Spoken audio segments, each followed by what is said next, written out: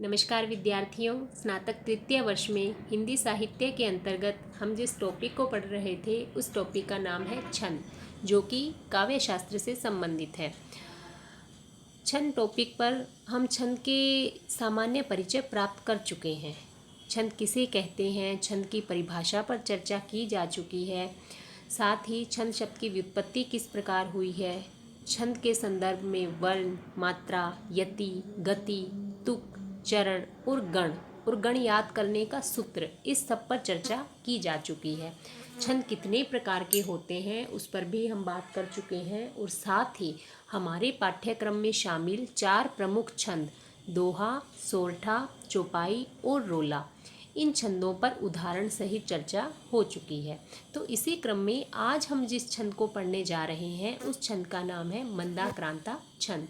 तो पहले हम इस छंद की विशेषताएं देखेंगे, तत्पश्चात इसे उदाहरण के द्वारा समझने का प्रयास करेंगे। तो इसकी सबसे पहली विशेषता है यह वर्णिक छंद है। हमने छंद के 2 मुख्य भेद जाने थे, मात्रिक और वर्णिक। यानी जिन छंदों में मात्राओं की गणना की जाती है वे मात्रिक छंद कहलाते हैं और जिन छंदों में वर्णों की गिनती की जाती है वे वर्णिक छंद कहलाते हैं। तो मंदाक्रांता छंद क्या है? वर्णिक छंद है। उसके पश्चात देखिए, इसके प्रत्येक चरण में 17 वर्ण होते हैं। प्रत्येक चरण में 17 वर्ण है, इसका मतलब यह कौन सी श्रेणी में आएगा? समवर्णिक छंद कहलाएगा। सम, अर्धसम और विषम, ये 3 श्रेणियां हमने पढ़ी थी, तो इन तीनों में से यह समवर्णिक छंद कहलाएगा। उसके पश्चात 4, 6 और 7 वर्णों पर यति होती है। यति यानी ठहरना, थोड़ा सा विराम लेना है। और प्रत्येक चरण में क्रमशः मगण, भगण, नगण, तगण, तगण और अंत में 2 गुरु होते हैं। तो यहाँ गणों का क्रम भी निश्चित है। इसका मतलब यह कौन सा छंद है? गणबद्ध छंद है। हमने वर्णिक छंदों के 2 अन्य भेद देखे थे, गणबद्ध और मुक्तक। गणबद्ध का मतलब है वर्णों की संख्या तो निश्चित होगी ही होगी, साथ ही साथ गणों का क्रम भी निश्चित होगा। जो हमने 8 गण पढ़े हैं और उसका जो हमने सूत्र याद किया है यमाता, राज, भान, सलगा, तो उन गणों का क्रम भी निश्चित होता है गणबद्ध छंदों में। वहीं मुक्तक वर्णिक छंद में क्या होता है कि वहाँ वर्णों की संख्या तो निश्चित होगी किंतु गणों का क्रम कोई निश्चित नहीं होगा। तो अब इसे हम उदाहरण के द्वारा समझने का प्रयास करते हैं। तारे डूबे तम टल गया, छा गई व्योम लाली, पक्षी बोले तमचुर जगे, ज्योति फैली दिशा में, शाखा डोली तरु निचय की, कंज फूले सरों में, धीरे धीरे दिनकर कढ़े, तामसी रात बीती। तो सबसे पहले तो हम इसकी वर्णों की संख्या ही गिन लेते हैं कि प्रत्येक चरण में कितने वर्ण होंगे? 17 वर्ण होंगे।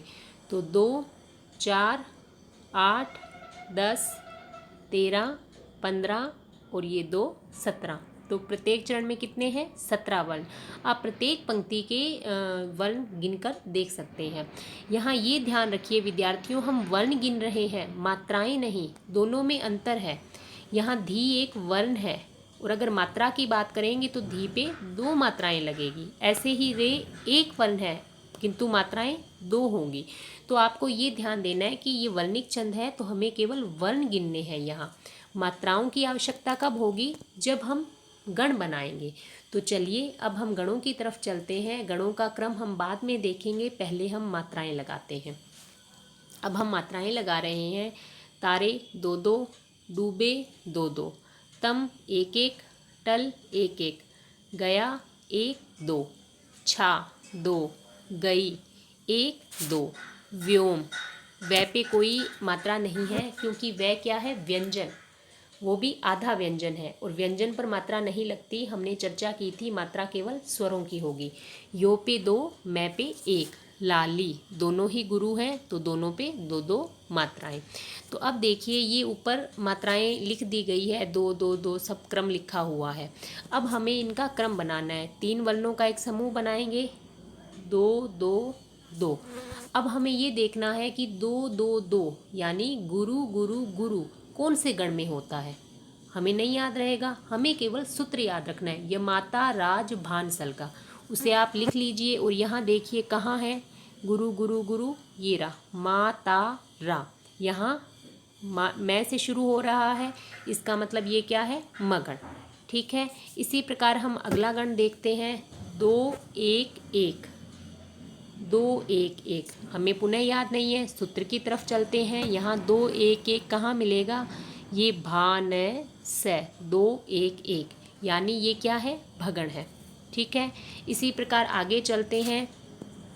एक एक एक, लघु लघु लघु मात्राएं किस में है, यहाँ चलते हैं सूत्र की तरफ।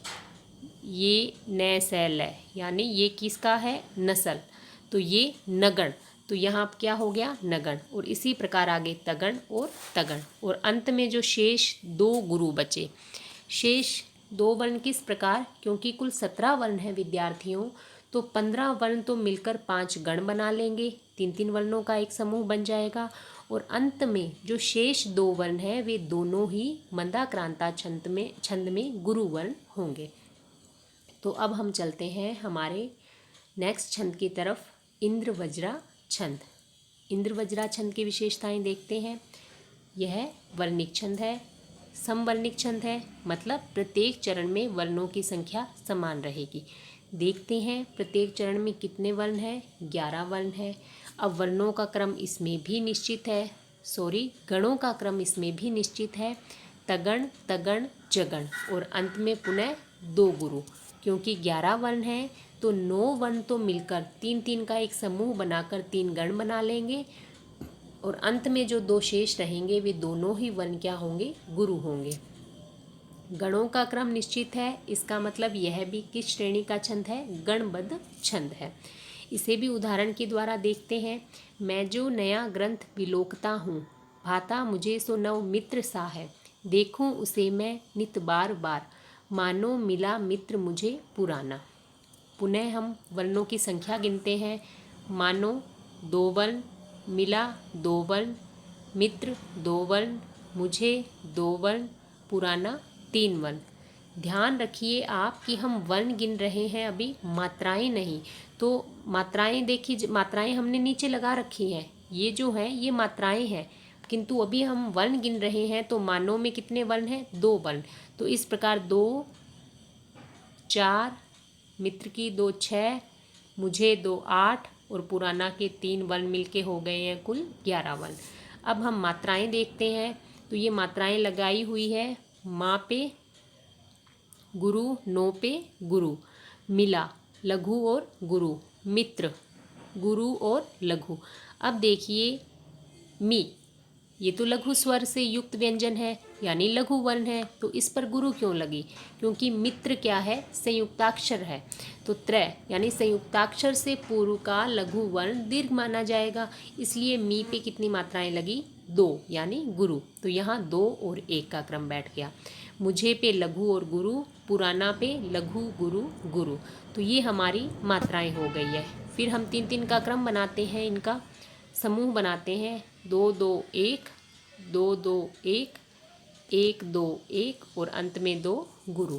तो 2 2 1, पुनः हम सूत्र की तरफ जाएंगे तो हम देखते हैं, सूत्र की तरफ चलते हैं। 2 2 1, यहाँ 2 2 1 कहाँ है, 2 2 1, ध्यान से देखिए, तारा जय, ये हो गई है 2 2 1।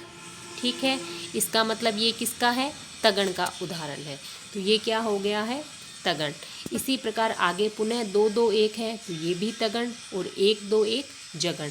तो ये क्रम हो गया है तगण तगण जगण, और अंत में 2 गुरु। तो ये है विद्यार्थियों इंद्र वज्रा छंद, और इसी से मिलता जुलता छंद है उपेंद्र वज्रा छंद। उपेंद्र वज्रा छंद भी क्या है, वर्णिक छंद है, वही समवर्णिक छंद है, और उसके भी प्रत्येक चरण में 11 वर्ण है। ये देखिए 11 वर्ण। तो हमें क्या ध्यान रखना है, इंद्र वज्रा और उपेंद्र वज्रा दोनों ही समवर्णिक छंद, दोनों के ही प्रत्येक चरण में 11 वर्ण, दोनों ही गणबद्ध छंद हैं, क्योंकि गणों का क्रम भी निश्चित है। अंतर है तो सिर्फ इतना कि जो गणों के क्रम है उसमें थोड़ा परिवर्तन है। इंद्र वज्रा में हमने देखा प्रत्येक चरण में क्या था, तगण तगण और जगण, और यहाँ क्या देख रहे हैं, उपेंद्र वज्रा में पहले जगण, फिर तगण, फिर पुनः जगण। तो जगण तगण जगण, और अंत में यहाँ भी क्या है, 2 गुरु। बिल्कुल वैसे ही 9 वर्ण है, वे तो बना लेंगे 3 गण, 3 वर्णों का एक समूह, तो कितने गण बन गए? 3 तो गण बन गए, जगण तगण जगण। और अंतिम जो 2 शेष रह जाते हैं वर्ण, वे दोनों ही क्या होंगे? गुरु। इसका उदाहरण भी देखते हैं। बड़ा कि छोटा कुछ काम कीजिए, परंतु पूर्वापर सोच लीजिए। बिना विचारे यदि काम होगा, कभी न अच्छा परिणाम होगा। अब देखिए विद्यार्थियों, पहले तो वही हम वर्णों की संख्या ही गिनते हैं। बड़ा 2 वर्ण, 1 2 2 2 2, तो इन्हें कुल गिनते हैं। 2 3 2 5 2 7 2 9 2 11। तो ये तो हो गए हमारे 11 वर्ण। अब हम मात्राओं की बात करें तो यहाँ मात्राएं भी लगाई गई हैं। ये देखिए, बै पे 1, ड़ा पे 2, कि पे 1, छोटा गुरु गुरु, कुछ लघु लघु, काम गुरु लघु, कीजिए गुरु गुरु। तो ये मात्राएं लग गई है। अब इनका समूह बनाते हैं तो ये बनता है लघु गुरु लघु, गुरु गुरु लघु और लघु गुरु लघु। 3 बन गए हैं। वही हमारे सूत्र पे चलते हैं।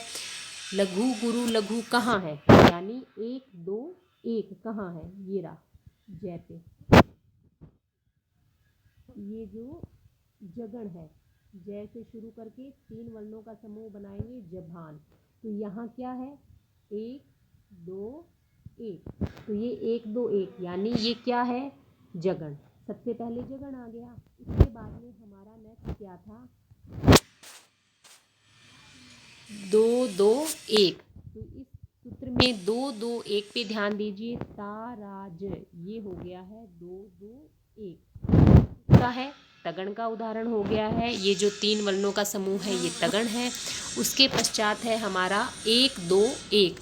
तो 1 2 1 पुनः हम देखते हैं तो ये देखिए विद्यार्थियों, जय भा न, ये क्या है? जय पे 1, भा पे 2, न पे 1। तो ये क्या बन गया? 1 2 1। यहाँ भी क्या था? 1 2 1। तो ये क्या हो गया? जगण। तो इस प्रकार हमारा क्रम बन गया जगण तगण जगण।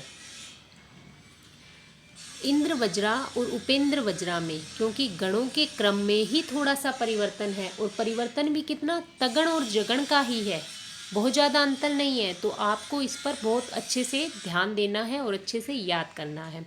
और विद्यार्थियों, क्योंकि छंद का यह टॉपिक आपके पाठ्यक्रम में सीधे रूप से शामिल किया गया है, तो आपसे सीधे सीधे किसी भी छंद को उदाहरण सहित समझाने का प्रश्न परीक्षा में पूछा जा सकता है। तो आपको केवल विशेषताएं ही याद नहीं रखनी है किसी भी छंद की, साथ ही साथ आपको उस छंद का कम से कम एक उदाहरण भी याद होना चाहिए। और आपको वर्ण की जो गणना किस प्रकार की जाती है या मात्राएं किस प्रकार लगाई जाती है ये भी आना आवश्यक है। और जब आप मात्राएं लगाकर गण बनाकर अपने परीक्षा में उत्तर लिख कर आएंगे तो आपको अधिक का अधिक अंक प्राप्त होने की संभावना रहेगी। हालांकि मैं पहले भी कह चुकी हूँ कि ये छंद का टॉपिक ब्लैक बोर्ड पर पढ़ाने का है, जिससे यह बहुत आसानी से और बहुत अधिक स्पष्टता से समझ आ सकता है। किंतु हमारी कुछ सीमाएं हैं जिसके कारण ब्लैक बोर्ड की सुविधा उपलब्ध नहीं है। और आपको मेरा प्रयास है कि मैं आपको इस वीडियो के जरिए ही अच्छे से समझा पाऊँ। तो आज का वीडियो यहीं तक। शेष रहे छंद जो हमारे पाठ्यक्रम में शामिल है उस पर हम हमारे नेक्स्ट वीडियो में चर्चा करेंगे। बहुत बहुत धन्यवाद।